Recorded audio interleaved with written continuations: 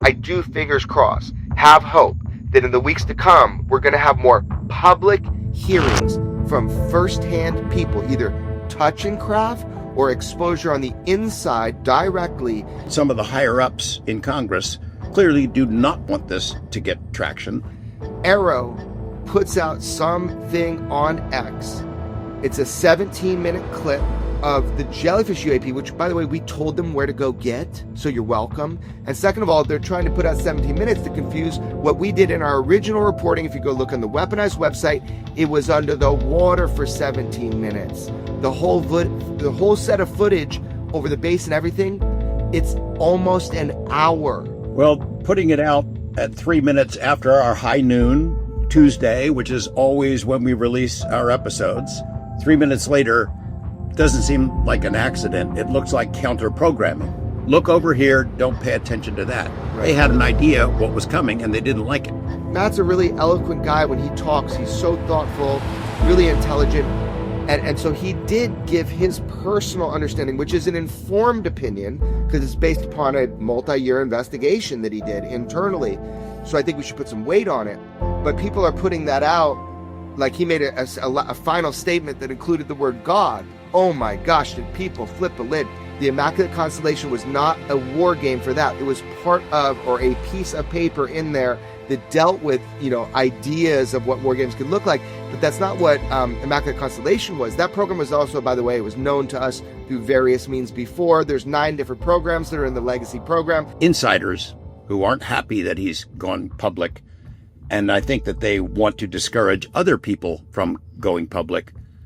We think that they're going to be unsuccessful in those efforts to intimidate other people that we're aware of.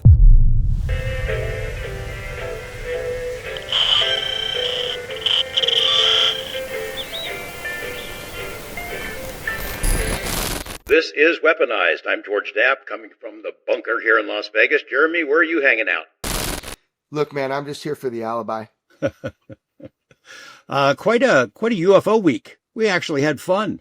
Sometimes it's supposed to be fun, but it doesn't always work out that way. This week it did. Man, I love that. So we went to the McMinnville UFO Fest. McMenamins puts it on. You've told me a little bit about McMenamins, but I mean, like vintage hotels restored with beers, people dressing up, alien costumes. It was such a fun group of people. And look, dozens of thousands of people. That's what was crazy. Just on the street, walking around. I had a really good time, man. Yeah, it's unlike any other UFO get-together that I've ever been to, and I've been to them all over the world for a long time. I think the only thing that's comparable is Phenomicon up there in Vernal, Skinwalker territory. This is the most fun UFO event ever. I say that every time we've been there, every time I've been there. I mean, you got, there was probably 16,000 people lining the parade route. They have a parade. They have all these marching bands and local businesses and putting on costumes and just having fun. I mean, there's nothing quite like it. They have vendors selling all kinds of really creative stuff. I mean, inside the hall itself where the speakers were, it's good information. It's solid speakers. But outside, it's all fun. It's not all that serious. There weren't any hard cases. Griping, complaining, taking notes, and trying to debunk this or that. It was there's just nothing quite like it. I think Lou spoke, Lou Elizondo, Danny Sheehan, Britt Elders. That was a great lineup. We got in there and gave our 2 cents. I don't know how we stack up with the other speakers, but we got some things off our chest, and it was fun. It was, man. I mean, I'll make the joke again, but you dragged me to these things. But here's the deal. People try to get you to go to these things, and we do so few of them. And I was like, oh, McMinnville. When you said that word, I was like, I got to do it again. I got to do it again. So I am really excited about that. I know also, at least you're going to Contact, right? Coming up. I am. We can talk about that toward the end, maybe. I don't want to mix the two, but I said on the stage there in McMinnville that McMenamins, this company, they do all this stuff that it is admirable. They restore, save, repurpose old buildings, old schools. They're very cool. All of them have different themes. That's great. They grow their own grapes and have their own wine lines. They have breweries that produce their own beers. They import coffees, roast their own coffees. They have all these cool products and a great appreciation for music. And I asked them, hey, do you guys need an investigative reporter? Because that's a great company. Yeah. So I have a highlight from our trip together. I love traveling with you, doing these things. It's really fun. I have a highlight. Do you have a highlight from the weekend? I'm not sure I want to say what it is, and I certainly don't want to show the video. You have something you want to pop out? Yeah, man. They were so crazy. They gave me a golf cart and keys and an alienator beer, and they said, you can drive around the whole town with this golf cart for the entire weekend. I was like, are you kidding me? I don't know why they did that, but you can pop a wheelie in a golf cart. That's what I learned and proved scientifically. Yeah, it was fun. We did get to share with the audience up there about the podcast, about Weaponized, how it's doing.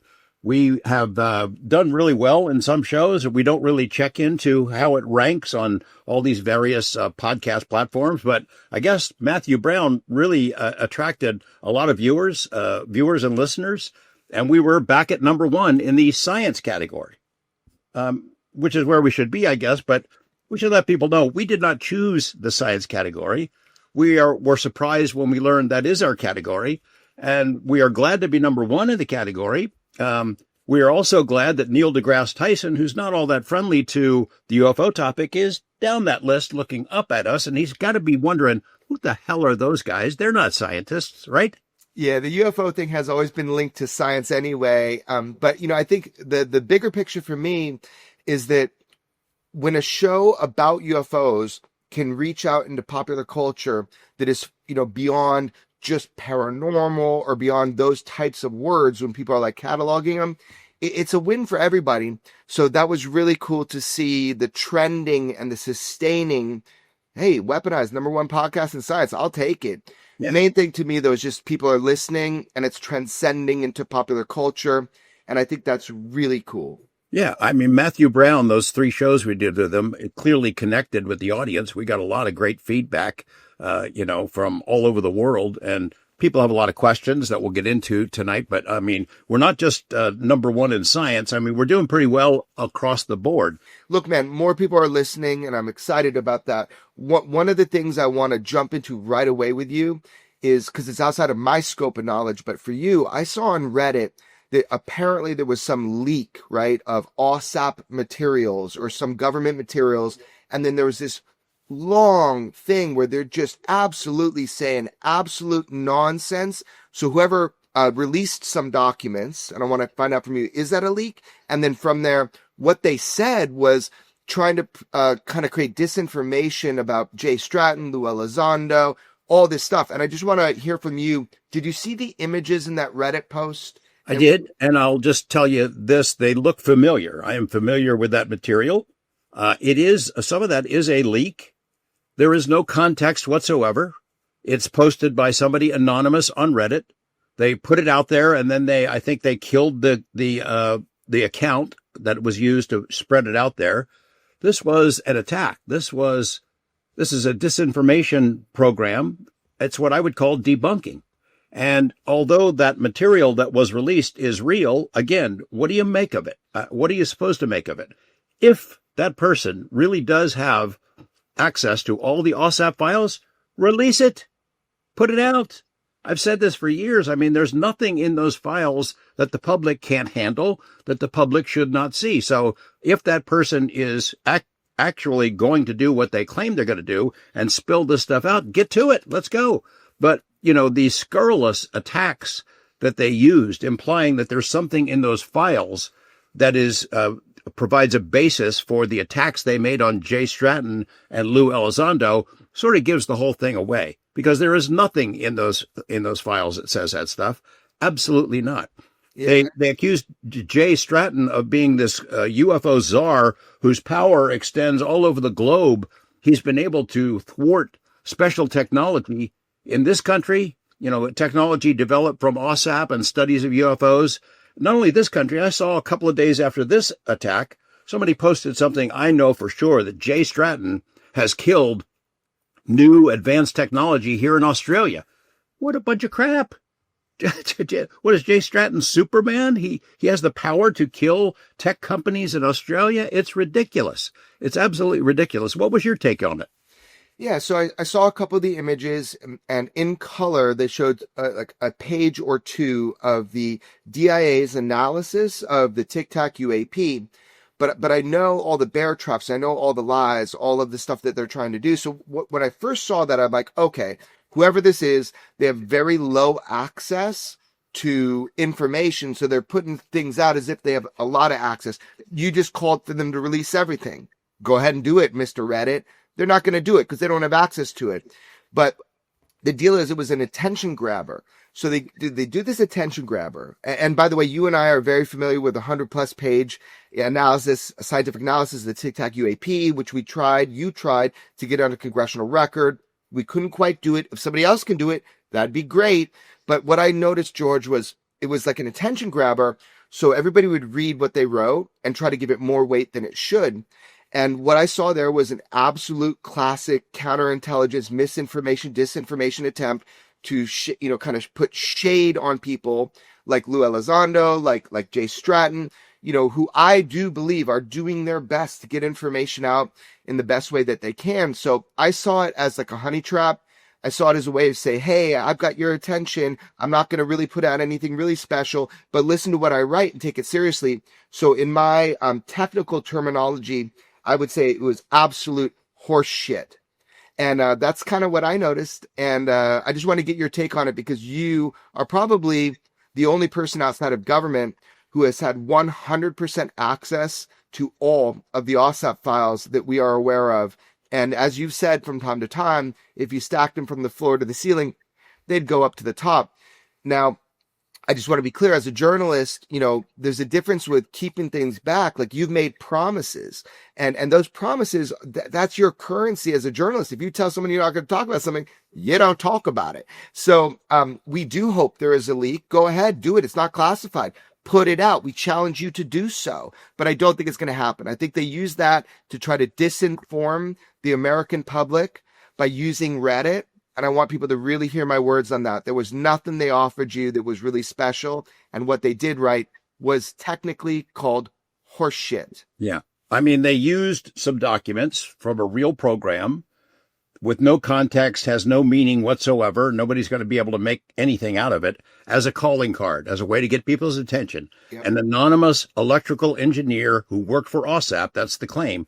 Look, I'm telling you, there are not that many electrical engineers who work for OSAP. So this person, if they're trying to remain anonymous, it's pretty stupid. Yeah. Secondly, it's not somebody that worked for OSAP. This is from an agency. This is somebody that's going after Jay and Lou to try to undercut their credibility at a key moment. Jay Stratton is the only guy who was there at OSAP at the initial stages, helped to set it up. The first guy to investigate the Tic Tac incident and write reports about it. Then he was there for ATIP at the top of the heap, working with insiders there. He became the head of the UAP task force before it existed. He was assigned, given that job.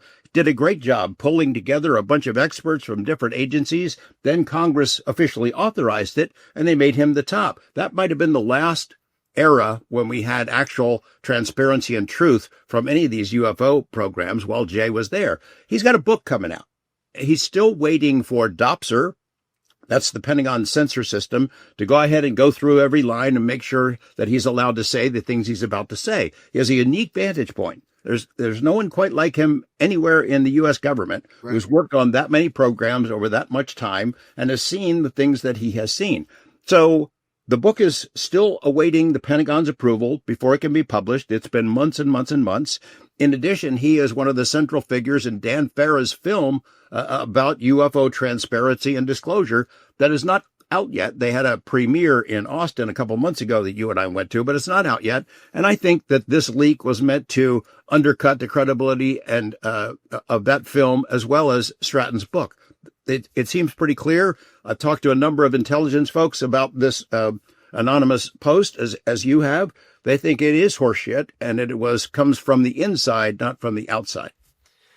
Yeah, look, man. So let's go into a few things we've seen in popular culture on UFO X and what's been going on. Like the whole thing, we just spent a weekend with Lou. You're talking about Jay Stratton. Man, all of these people, they're telling you to the best of their ability what they can without crossing over classified lines, just like Dr. James Lukatsky when he admitted to breaching the hull of a UAP on our show, right? So Lou was getting a bunch of heat because he held up some photo that ended up being irrigation circles. He did try to qualify it. I watched it too.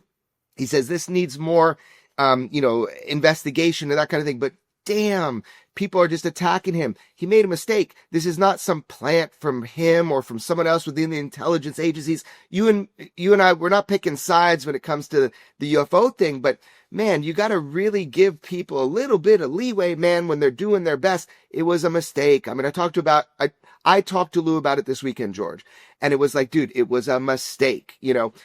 That's going to happen. People are human, right?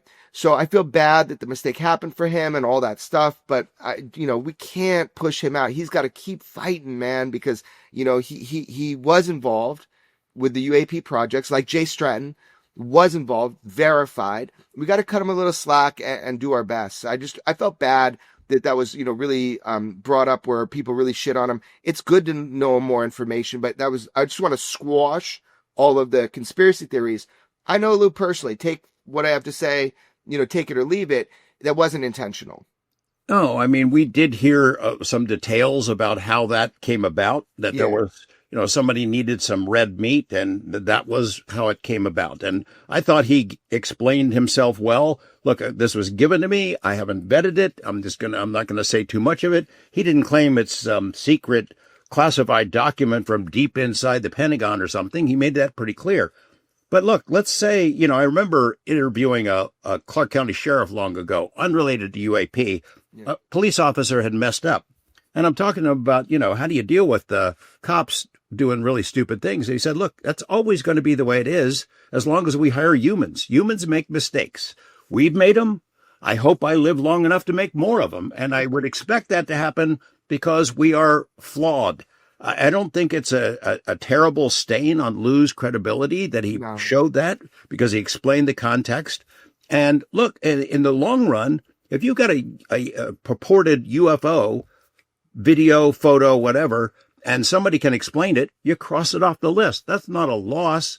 That's a plus. Yeah. Okay, we cross that one off the list. We move on to something else. That's a good thing, not a bad thing. Absolutely. There's a couple other things just in the ether. People are sending me like texts with screenshots. I hear all this chatter about, FBI being involved with the UFO thing, how there are certain groups that are looking in it and they showed some stuff to Congress. Look, I don't know all the feds involved with the UFO thing, but I think that's a good thing. If you have the FBI involved looking at this issue in a broad scope, I think that's good. So I don't know everybody. I know there's different factions of FBI that look at this stuff, but ultimately I think it's good. I think it's the way it's being reported. Like, is the FBI trying to get funding from the UAP caucus as was reported? I don't know, but I do know that DOJ would be great as allies if they're really trying to learn the truth about UAP. Don't you think? Totally agree. I hope they do get funding. I mean, a lot of FBI jobs have been eliminated in the new administration. And I'm sure a lot of these guys are wondering what's next for their law enforcement careers. The fact that the FBI is involved in investigating UFO, UAP related issues should be a surprise to no one. You'll recall I've talked about this in public. Years ago, before FOIA was the law of the land, you write to the FBI and say, hey, have you guys looked into UFOs? The answer is no. FOIA becomes the law of the land in the mid-'70s, and suddenly the FBI had to release hundreds and maybe even thousands of pages of stuff. They had been collecting things. Of course they should. There are national security implications to this matter. There are Russians and people from other nations who are actively gathering information. They're watching what goes on. They're looking for leaks. So the FBI should, that's part of its job. It should be involved. I should also remind our listeners and viewers that the incidents in 2019, if you're wondering if this FBI interest in the topic is new, in 2019, 10 U.S. warships were basically buzzed by unknown objects, drones, you can call them, but they were, the USS Omaha and other ships. We don't know what they were. We've shared a lot of very good evidence that this was real. A lot of folks tried to say the Bass Strait, this Chinese registered ship, was the source of all these drones. By the time the Bass Strait got to Long Beach Harbor, there were FBI agents there waiting for it. And they went on that ship and they searched it. No drones, no drone launches, no drone mechanisms, none of it. They wiped that out. They were working at that time in 2019 with Jay Stratton's UAP task force. He had reached out to all across government to bring in different people with different specialties to be part of that team, and the FBI was part of it. So I'm glad there are FBI guys working on different aspects of this. I'm glad that they have a long history with it, and I think they should get funding. So the other thing that was kind of in popular news, oh, and by the way, we know some of the FBI that actually boarded the Bass Strait, and, shame on 60 Minutes again for trying to perpetrate a continuous misinformation about Bass Strait, about the 2019 events. Shame on them, but we're going to clarify a little bit more. Another thing that was put out in the public that I just want to get your perspective on, I'll say something because I'm close to it, but, there was promise to have new UFO hearings that were supposed to happen the week of the 12th, and they didn't happen. The public ones didn't happen. And I've got a little background on that. I can probably tell you why, but here's what people might not know. Maybe in UFO X and that people know, but there were 2 classified briefings. And I think that's coming out public enough where I could say something. So one of those classified briefings on UAP the week of the 12th was actually in a skiff with David Grusch and also Representative Burleson. And Arrow was supposed to be informing Representative Burleson and others about the UAP topic. Then you got David Grusch sitting there looming over, making sure they don't say something that's not true. I mean, through little birdies, I heard some of possibly some of the things they tackled. All I got to say is we are so lucky to have someone like David Grusch sitting in a room like that so that Arrow can't obfuscate, lie, and pretend they're doing something they're not. There's probably conversations going on what types of analysis they were doing to debunk things. Man, I'd love to have a guy like David Grusch sitting right there behind, whose job it was at NRO to look at stuff like that, who has a deep knowledge, came forward as a whistleblower, and was able to kind of, I hope, in that room, was able to bring everybody to brass tacks. Word on the wash, birdies tell me that it was awesome to have David Grusch in that room because he kicked some ass for UFO transparency. Yeah, it would be great to be in that room, be a fly on the wall, or see a transcript or a tape. I don't think we're ever going to see that, but we do have little bits and pieces of what it was like. And I guess, I think he gave a bitch slapping to a couple of people at a couple of issues, including ones that we are involved with. Some things that we've been reporting. Some cases, yeah. That's what, within staffers and within members, we know a lot of people, and maybe once in a while we got sources inside, right? So it's kind of cool to hear that it was that there was that classified briefing. So that was really cool. The other one, I believe, if I had to guess, I would believe it would have been like Eric Davis, Mike Gold. I would believe that. I don't know for sure, but I would believe that they were in a classified briefing and that they were talking with a whole bunch of members and representatives.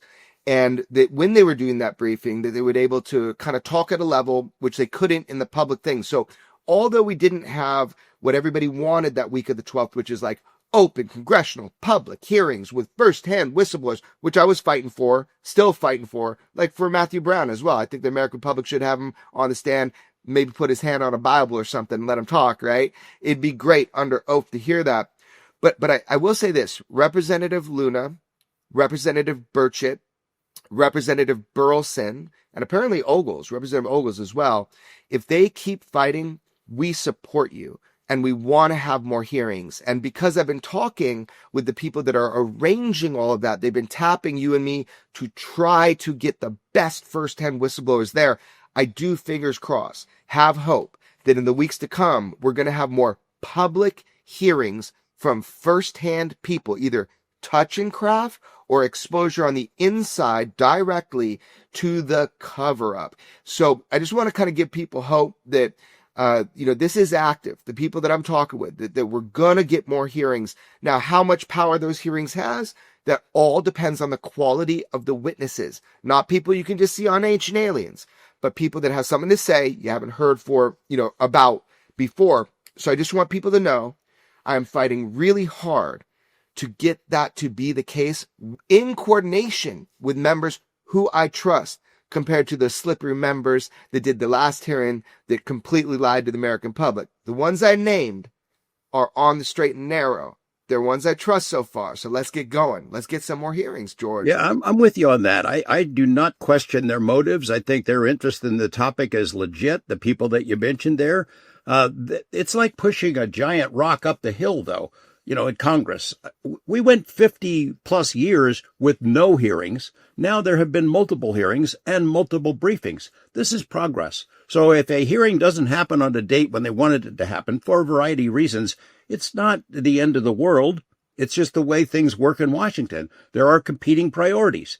I also think that some of the higher ups in Congress clearly do not want this to get traction. They have made it as hard as possible for those people you just mentioned. Hard to get in a skiff, hard to schedule hearings. And then, they added a whole big menu of stuff and said, here you go. While you're at it, investigate all this. And you got 4 months to do it. They've almost made it an impossible task. But these people, they know what the reality is. They're plugging away at it and trying to do their best. They deserve our respect and our appreciation and not our scorn. Yeah. So I do want to talk now about what a lot of people I'm sure are tuning in for, which is the Immaculate Constellation 3-part release. And I want to get into that. But to preface that, I think it was really interesting that once again, the Arrow, who I did a large public thing about, if you read through my X, you'll see I asked them to do two things. Release more of the jellyfish UAP footage, number one. Number two, make a public denouncement of statements by Dr. Sean Kirkpatrick and by Tim Phillips, who go on platforms such as the platform was LinkedIn, and they disparage whistleblowers when they come forward. Fuck that. I think the current guy that's running Arrow, who's the director, even if he can't part his hair without authority, should publicly denounce those statements from former heads of Arrow, because it's like they still represent Arrow in a way because people know their face. It's ridiculous. And so I want to tell you about something. Within 3 minutes of us releasing part 1 with Patriot and whistleblower Matt Brown, Arrow puts out something on X. It's a 17-minute clip of the jellyfish UAP, which, by the way, we told them where to go get, so you're welcome. And second of all, they're trying to put out 17 minutes to confuse what we did in our original reporting. If you go look on the Weaponized website, it was under the water for 17 minutes. The whole set of footage over the base and everything, it's almost an hour. It's almost an hour. So they chose that 17 minutes, right, to be able to confuse the public. They did that within minutes of us releasing our first piece with Matthew Brown. But also, all they released was the promise of a proper debunking. Go ahead and do it. I freaking dare you. Go ahead and do it. Try. So anyway, I just thought it was so funny. Like usual with their pattern, Arrow, we released something off the USS Russell. They released something that looks like it. We released something called the Baghdad Phantom. They released something that looks like it. We released the Mosul Orb. They released something that looks like it. It is a constant pattern with them. You're not going to earn public trust with these types of shenanigans. So it was so funny they did that. They tried to scoop up public attention by putting out something about how in the future they're going to try to debunk the jellyfish UAP. Okay, great. Show us the goods. Show us exactly how you did it. And then later in the week, they released new UAP footage. It was so underwhelming. But look, I'm not going to argue that any UAP footage is fine. But didn't they just say they're not going to release the unreleased cases or unfixed cases, resolved cases? Aren't you called Arrow? What does that stand for, George? What does Arrow stand for? I have no idea anymore. I know it doesn't stand for what they say. I think it's advanced. resolution office. So aren't you Yeah. supposed to resolve stuff? Anyway, I'm glad you put stuff out, but don't try this sleight of hand bullshit with us. But anyway, they did it right when Matthew Brown stuff came out. So I do want to talk to you about that because we do have more witnesses, by the way, from the jellyfish UAP. So I can't wait to see what it is that they end up putting out. But George, what did you think about that timing? And then let's just talk about IMCON. Let's talk about Matthew Brown. Let's talk about what it took, how long it took, what those 3 parts are, why we released 3 parts. Let me know what you think about the timing, and then let's get into Matthew Brown. Well, putting it out at 3 minutes after our high noon Tuesday, which is always when we release our episodes, 3 minutes later doesn't seem like an accident. It looks like counter programming. Look over here. Don't pay attention to that. Right. They had an idea what was coming and they didn't like it. The really weak, feeble attempt to say that jellyfish has been debunked is what we've been seeing for a while.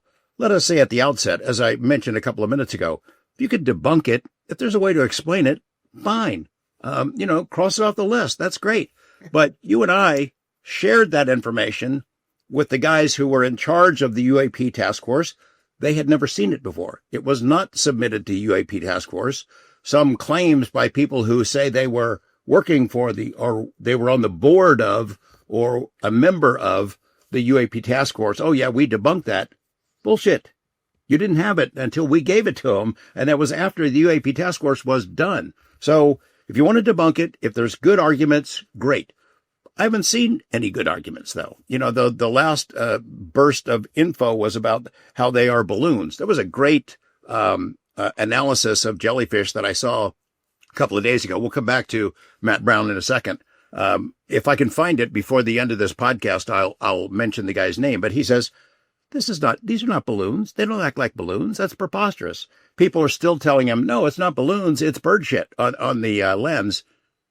Bird shit that rotates, balloons that don't react to wind or temperature or anything like that.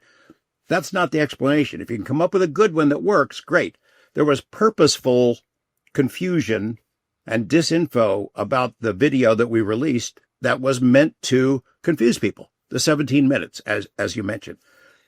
We've been pounded on social media. I mean, we've been in Oregon for a couple of days, so we didn't see all of it. But why don't these guys release the rest of the video? Why are they keeping it back? Let's see. What would the answer be, Jeremy? We don't have it? Right. We never saw it? Right. So check it out. Part of why we do this reporting is to hold people accountable. We tell them where to go find stuff, and we see if they put it out. If they don't, maybe there are other ways to get that footage out. But more importantly, I want to try to see if people will do the right thing. We have witnesses that will come forward, if need be, that have confirmed every aspect of what we reported. What I really hope is that people go back to the original reporting and read on our website exactly word for word what we said. If you actually do that, you will understand the case.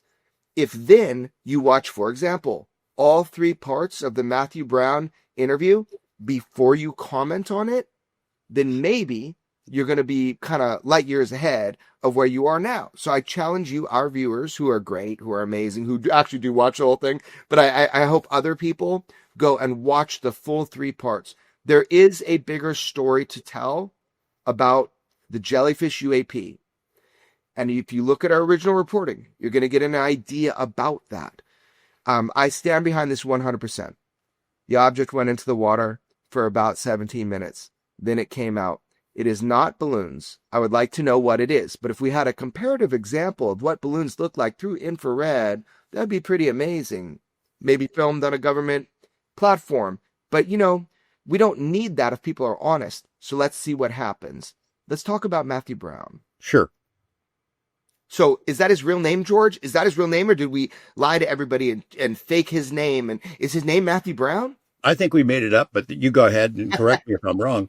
Now, let's just hit a few things. So Matthew Brown is his real name, and Matthew Brown held every position that we, documented and recorded that he did hold. And it's not just us, it's a number of journalists that were able to verify and vet that. In fact, he was vetted by our own government. He was vetted before I ever brought him in to talk with members of Congress. He was vetted before he went and gave closed door briefings to people on the inside about what it is that he discovered initially, and then also what he did over those years looking at the UAP topic in independent investigation. So yes, his real name is Matthew Brown. It's a real person. We weren't trying to be coy or change the name. We would have told you if we used a different name. George, why 3 parts? Why, George Knapp, did you go in and edit out 3 parts on your computer so it didn't come out all at one time? Well, there's a couple things go into it. It is not a grand marketing strategy. We're not marketing geniuses, but there is some thought that went into it, a lot of thought. Number one, we sat down with him for a long time. We've been talking to him for a long time. There's a lot of information to absorb. You and I don't do 3-hour, 4-hour podcasts. We don't. A lot of people, our buddy Joe Rogan, they make it work. We don't do that. We don't want our viewers and listeners to spend half of their day to get through something. So we spread it out a little bit, in part because he had a lot of stuff to say, and it takes a little bit of time for it to filter through the brain. We wanted people to have a chance to absorb it, to think about it before we dump the next pile on them. And the third one, Matt Brown obviously comes across as a serious, smart, somber young man. We know for sure that he worked at the places where he said he worked. Yeah. More importantly, he went through every proper step to bring this to the attention of higher ups. He tried to go through proper channels, and he was smacked and rejected every step of the way. He did not want to take this step of going public. We have even advised him it may not be a really good idea for him. This came about because he felt he had no choice. And, I think the people that want to debunk him, attack him, discredit him are having a hard time landing blows that stick. They're trying all kinds of different things. There's a whisper campaign that we'll talk about at some point, but they're not quite sure how to deal with that guy. But it takes you 15 minutes into any of those episodes to realize this guy's for real. He's not making this stuff up. It's possible he's made a mistake somewhere along the way, but we can talk about the attributed errors and miscommunications as we go forward with this conversation. Yeah, I mean, you even say in the interview, like, we don't know if we're going to air this. So you can kind of get a tone in a sense that we were documenting everything, but we weren't even sure at that time we were going to air it. That was a choice that only Matthew Brown could have made. And it wasn't an easy choice. I mean, this is a guy that lived, behind for a long time, the public front. So it's a big choice to do that for your family. But I think risk reward, at some point, the risk is so high and people on the inside know who you are that he made that choice. I do want to tackle a few specific things that I've read and want to make sure everybody's really clear on them. So we weren't sure. Why did we break it up into 3 parts? So my little strategy on that was, oh my gosh, like, this is important. If we're going to put it out, it needs to be in chunks where the media will pick it up, grab onto something, start processing and understand, and we can sustain that all along so that we get, for the UFO world, man, we get some more coverage that is thoughtful. So it's not in one day, out the other, because I think it's really important what he had to say. So it's not highly edited. I want everybody to know that. It's not like we cut out huge chunks of really important information.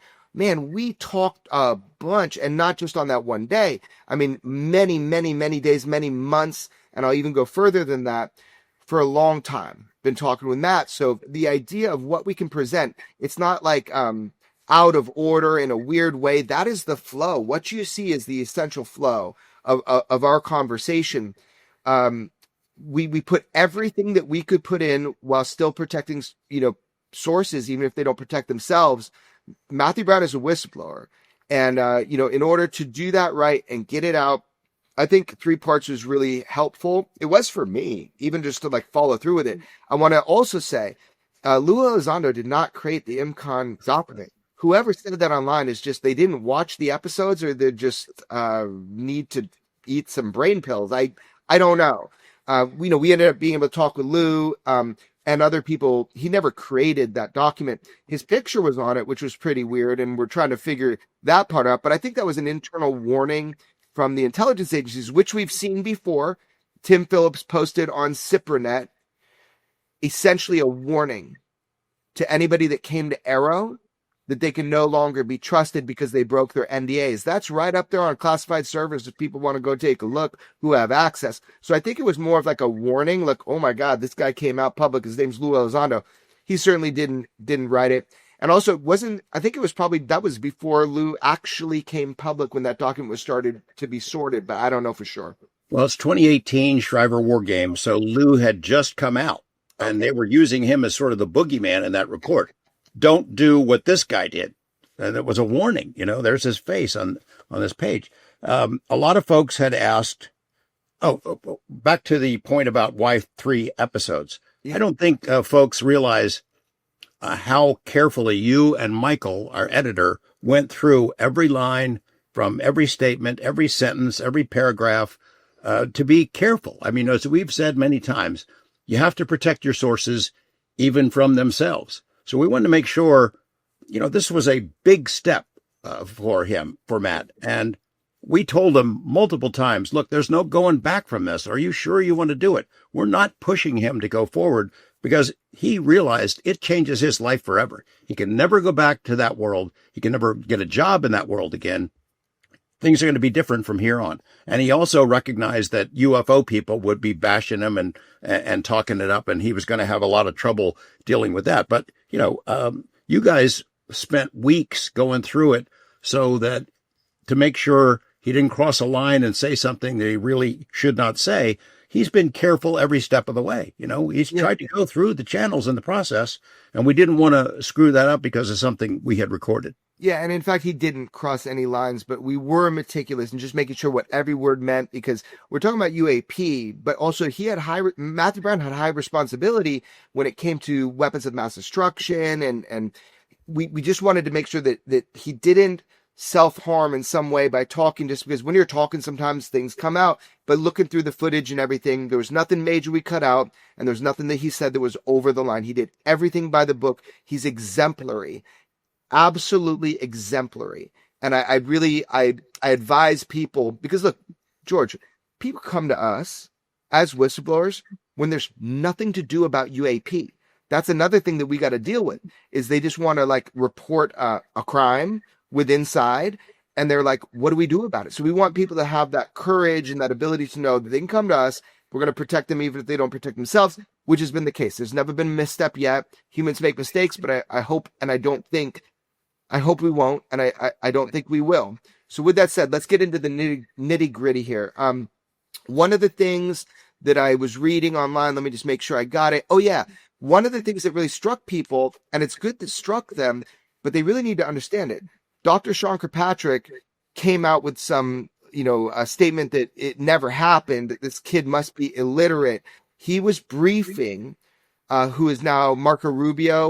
What is his current role in government? Secretary of State. Secretary of State, yeah. He was briefing him. It was a known thing about the legacy UFO programs, and that is when Matthew Brown says he realized that the deception from Arrow and from our government was even to congressional members and Gang of Eight and people that had the right for oversight and knowledge. Man, that was a powerful part. So if people really understand it, Matthew Brown, in the position where he was able to read the transcripts of a briefing that Dr. Sean Kirkpatrick gave to, there are a few people in the room, but one of those people was Marco Rubio. So we should ask Marco Rubio what it is that happened that day in that room. Now, those transcripts, if accurate, show the intentional deception about the legacy UAP program, although it is acknowledged that it exists. Marco Rubio has this crazy statement where he's like, so you mean the executive branch been running this silently or behind without oversight for 60 years? Something like that. I'm paraphrasing. Wow, what a moment. And I'm really glad that people picked up on that, because I don't give a shit what Dr. Kirkpatrick says. He's a known liar. I would like to hear from Representative Rubio. I'd like to hear what he thinks about that. We part of our presentation this past weekend, I think it's going to take some time for people to connect the dots, but we were sharing some statements that were made in public by Dr. Hal Puthoff, who was there at NIDS with OSAP, with ATIP, and he had confided at the Saul conference last year that he was part of a program, an invitation with a bunch of big brainiacs to evaluate UFO disclosure. And of course, Hal has spent more than half his life working on this, trying to understand these mysteries, and goes into this gathering thinking, yeah, let's get this on. It happened during the first Bush administration. And we learned, not from Hal, but we learned from other people that this was conducted under the NSC, the National Security Council. Yeah. So over there in the White House, under the president, not part of the Defense Department. It's separate. Sort of what Matt is telling us the structure for Immaculate Constellation was. They had something separate over there. They considered the pluses and minuses of disclosure, of transparency about UFO crashes. That was the central thesis. And in the end, these people who are generally pro-disclosure decided the negatives outweigh the positives. So, that's a really interesting part of it. But Hal Puthoff saying this was an effort under the NSC, DOD didn't even know about it, kind of made me think about Matt and the story he was telling about the structure of Immaculate Constellation. Absolutely. I think there will be clarity on that more later, but I think what the point that you're raising is that there are USAPs, or unacknowledged special access programs, in every branch of our military, every branch of our intelligence agency, every branch of our government.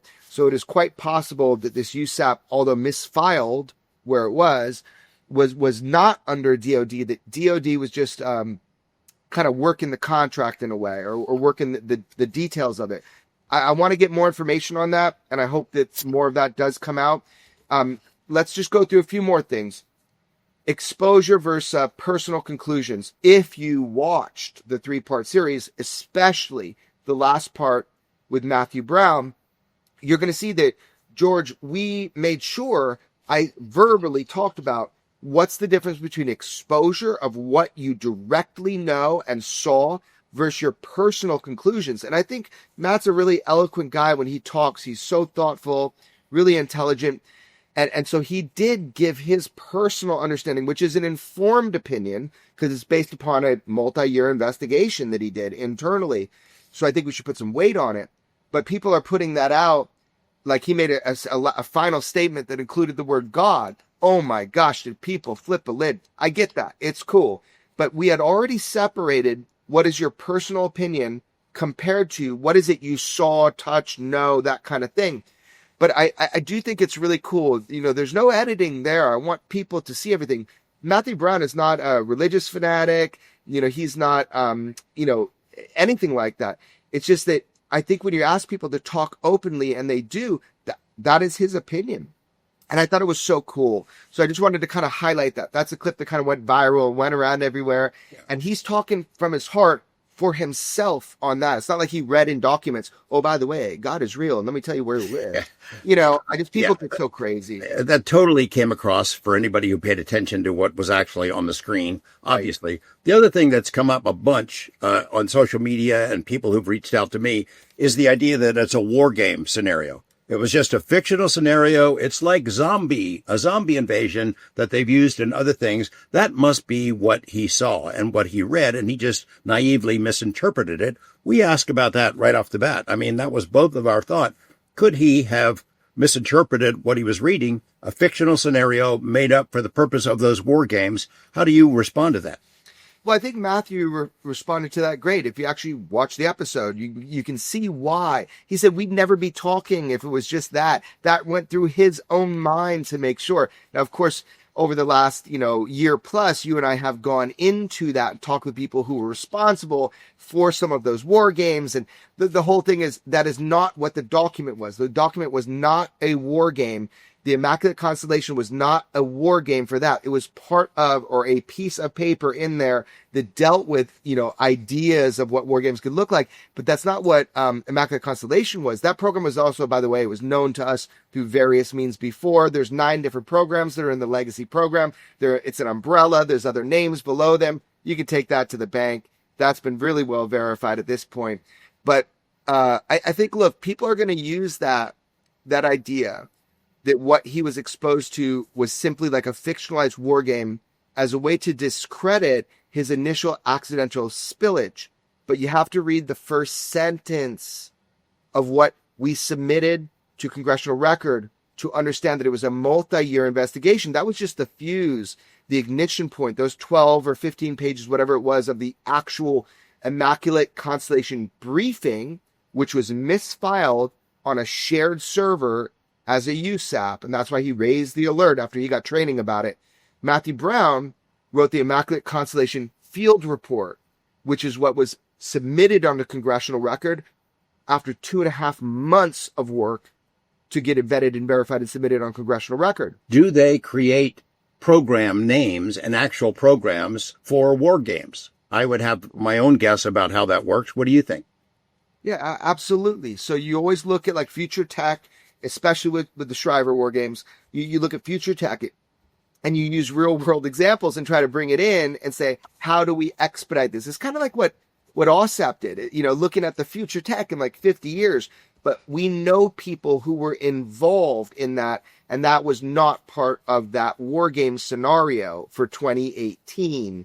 So it was just kind of like something that debunkers are going to use to try to create doubt. But again, remember, the Immaculate Constellation was just a starting point for Matthew Brown. If you actually read his submission to Congress, you're going to see there's numerous parts, that there's gaps in there, and that his investigation went way far beyond just what he initially saw, including his description of videos of UAP designated by our Department of Defense that you and I had previously been exposed to. So we knew he wasn't talking out the side of his mouth.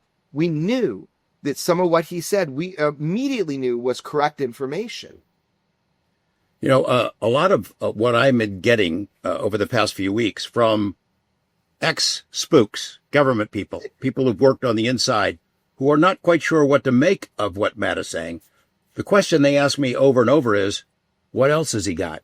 What has he got as backup? Is there anything he's got that will support his story beyond what has been made public? Yes. Here's my answer to that. He's a smart young man who's had a lot of time to think about this. I'd be really worried about what else he might have in his back pocket. I don't know what that is, but I suspect that we're going to hear more related to this. I suspect that he has already given in exquisite detail everything that needs to be known behind closed doors to people within the architecture of government that asked for and needed to know and said, we'll protect whistleblowers. I suspect he's already given it, and the protections weren't there. And I also know there are things we're not saying that have occurred to him that propelled him to come forward because of the threats that he was facing. And it's not a new story. It is not a new story. That is something that we see all the way back to the day in Lazar when you were dealing with him. So now that he's forward, I think he's most protected, because if anybody messes with him, the whole world is now watching. He also knows what we know is the kinds of scurrilous things that are bubbling just under the surface that he's going to have to deal with, or he's going to be hit with soon. Sneaky stuff, insiders who aren't happy that he's gone public. And I think that they want to discourage other people from going public. We think that they're going to be unsuccessful in those efforts to intimidate other people that we're aware of, who are on the verge of following Matt's advice to step up or get out of the way. Yeah, in fact, we've already recorded with people, so it's coming out no matter what, easy way, hard way. We're going to do it our way. Couple other little things. People ask, did he lose his job because of this disclosure to you guys? No, he did not lose his job because of this disclosure to us. He had a great career, and his contract was up with that one, and he decided it's time to push the trigger, pull the trigger, push the button. So just to answer that directly, no, he did not lose his job because of this disclosure. In fact, the repercussions already on the inside were looming over him before we ever pushed the button for this public interview, for this interview to be public. He did say something so interesting that I'm glad people picked up on. Matthew Brown said, we do have freedom of speech. We do not have freedom of inquiry.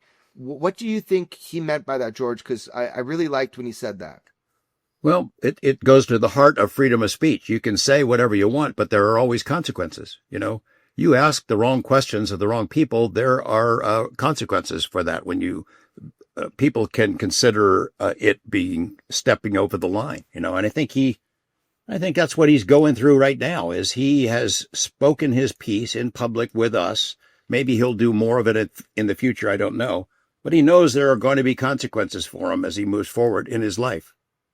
Can all of our audience hear that George Knapp has somehow smuggled a pen with a clicker on it, and he is clicking it? Oh my gosh, George, I thought I confiscated all of your pens that had clickers. All right, I'm moving over to this marker. Doesn't have a clicker. It's okay. It's great, man. It's so perfect for you. It's on brand. So listen, we did not report on Immaculate Constellation based on single source info. I want people to understand that there is an army of people that will come forward on a number of things, including probably Immaculate Constellation, I hope, one day. But there are other things that will be revealed as more whistleblowers come forward, and I'm really glad people are. Matt also said something in his interview about a breakaway group. Where did he get this information? Was it from like books or that kind of thing? So again, you have to understand, we separated where he's talking about things that he's seen himself compared to things that he believes to be true based on an informed opinion. I think people misunderstood that, and it'll be best if Matthew speaks for himself in the future. But the idea, I think, was simply this. If these aren't extraterrestrial, if these aren't extra-dimensional, if these aren't some non-human intelligence, then we are living in a world where there is a group that has science and technology and information that is far removed from the ability of the general population to access that information and science. Now, look, we go back, we heard this from Lazar. That was his big gripe, is that this is like stopping the scientific community from moving forward because there are even equations that are being classified. And that shouldn't be a surprise to people. If we don't teach people how to make atom bombs. If you look at the nuclear programs, that's what he was saying at that time, that if it's not NHI, and I believe this to be correct, he was saying that if it's not NHI, then we are living in a world where certain people don't have access to fundamental information. You can call that a breakaway society or group or civilization. So I just want to clarify that. I think it was really clear if you watched the episode, but if not, hopefully I just clarified it for you. Yeah, I mean, that idea has been around a long time, even in and out of the context of UFOs and UAP. Something like Atlantis, that was an advanced civilization a long time ago, that was basically destroyed, but a version of it somehow continued to exist outside of mainstream humanity. The idea that Richard Dolan has explored that possibility, and the idea that Nazis, some of those Nazi scientists escaped, went to Antarctica or something, built something that does not interact with the rest of the world. That idea has been around a long time. Mainstream scientists are now looking at the prospect that Earth is so many billions of years old. There is enough time in there for a species to evolve, have a civilization, and then evolve to a point where they're not like us, and then we come along later, but they don't interact with us in an everyday, absolute way. And I think it's an intriguing idea. I don't know that I necessarily agree with it, but you have to put it in the mix of possibilities. Right. So let me ask you this, George. I want to I kind of asked people on X to give some public questions, and I want to try to answer some of those questions. I can't get to every single one, but let me ask them to you, George. I think some of them are specifically for you. And maybe we have the answer, maybe we don't. Rapid fire. Here we go. Who is Arrow really serving, George? Higher ups in the Pentagon who don't want this stuff to be taken seriously. It's an intelligence operation gathering information about whistleblowers, witnesses, to find out who they are and what they know and to muzzle them. That's my opinion. Okay. And I say that without trying to disparage the current guy, Kozlowski. I think he's been fairly honest within limits of what he can say, Absolutely. So next question, this is specifically for you. This is from Bob Fidman, at Fidman. And he says to George, question, is Skinwalker Ranch a hotspot for paranormal activity, including UAP sightings, or a cover for secretive military experiments?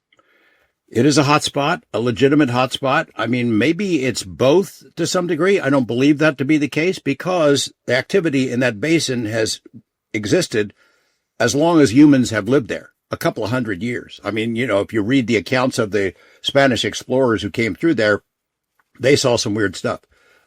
It is not just that ranch. It's the entire basin.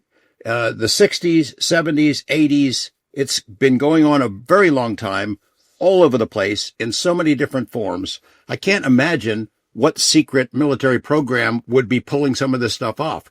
Sneaking into the bathroom, unlocking the door, and taking the rancher's wife's hairbrush out and putting it in the freezer. Moving the frying pans around, taking all the groceries and putting them back in the grocery bags as she goes out of the room.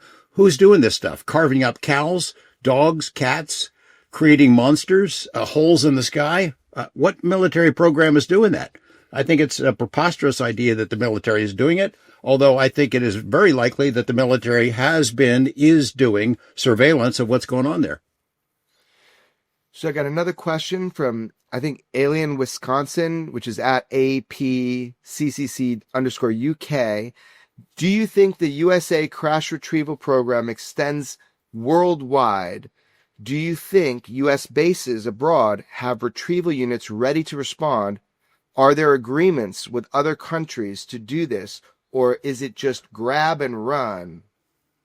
I think it is worldwide. We have a worldwide presence. We are a global force. The Navy and Army and Marines and Air Force, we're all over the place. And so we have assets everywhere. We have agreements with other countries. I think a perfect example is Brazil. I did that Netflix series, Investigation Alien. James Fox had this great documentary that he produced as well about things that happened in Brazil. And suddenly, boom, Americans are on the scene, gathering files, gathering materials, maybe crashed craft. Jeremy, you and I have reported on the Five Eyes nations. They talk about this stuff. We now know that Japan is being included in some of those conversations. There are agreements. And let's face it, the U.S. has a great deal of influence around the world, especially with our allies, or I guess maybe former allies.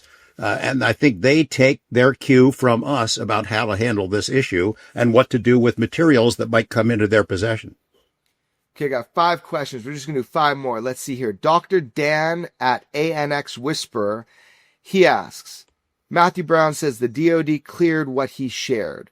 So where's the threat coming from? Is another agency upset about the leak? Or is this one of those cases where approved doesn't mean protected? I think you should probably answer that one, Jeremy. My answer would be yes, DOD is upset, and there are other agencies that are also upset, but you should probably handle that one. Sure. So, yeah, Matthew Brown got clearance. It's kind of like a pre-pub. It's to make sure you can talk about it publicly through the Department of State. Department of State gave him like a 1-word, basically answer, 3-word answer, you may proceed. And he was like, oh shit, like what does that mean? That does not give me confidence. So it's funny because then Susan Go can go and say, oh, the DOD this, the DOD that. It was State Department and the program itself, IMCON was not through the DOD, although DOD might have handled it. So where are the threats coming from? That is something that George and I take very seriously. This is not one of those cases where you can take lightly. So yeah, approved by State Department does not mean that he has whistleblower protections. And we were fighting internally to get him proper whistleblower protections. So that threat to Matthew Brown comes in many, many forms that are very tangible and documented. And I don't think it's important to put that out now. But it is not just, okay once you get a kind of clearance from the Department of State.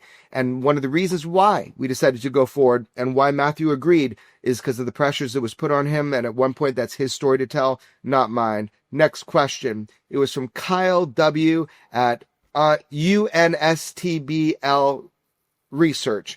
Besides David Grusch, are either of you aware of other evidence that supports the fact that there have been agreements with NHI? I'll just do the quick answer.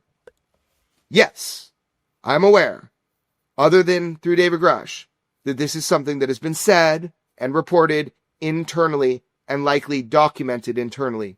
George, how would you answer that question? I would answer it almost the same way. I'm aware of those stories and reports and claims over several decades. I've never been able to substantiate it in a way that I could report it as a news story.